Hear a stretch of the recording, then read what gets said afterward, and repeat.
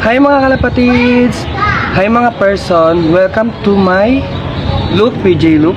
Ngayon, congrats nga pala guys sa lahat ng mga nananalo sa palaro sa ating North Summer Race at sa nagdaang South Derby Race guys, sa mga nakapagpauwi ng Tacloban. So hi guys! Hi mga kalapatis! So pumunta na kayo sa aking TikTok showcase sa mga gusto lang naman guys.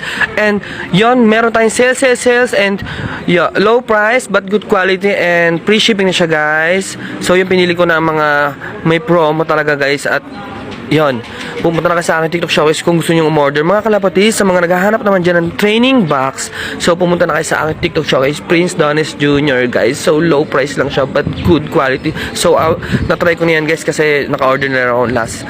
So yun guys, umorder na rin kayo ng mga beauty products at marami pang ibang products guys, like basketball shoes and yan.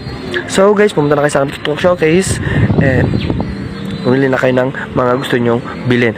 So guys, sa mga gusto nga palang paggawa ng CCTV dyan para sa kanilang mga negosyo, sa mga magtatayo ng negosyo dyan, sana all guys. So yun, pumunta na. May message lang ako guys. Yun. Bye.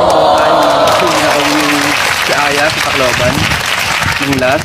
And yun guys, siguro marami na rin sa inyo yung mga nagre-ready na talaga ng mga young bird nila para sa daring na North Derby Race at South Derby Race.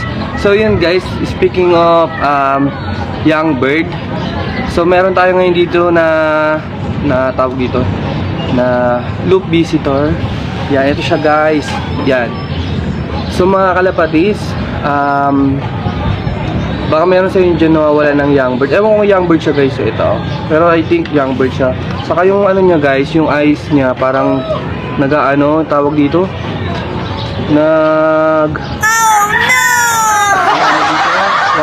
one eye cold ba to guys? So yan. Ito. So yun guys, yan, ano nyo lang ako guys, PM nyo lang ako guys kung kanino, kung sa inyo, baka sa inyo kasi ibon to guys, yan. Ang ring niya guys is BBC.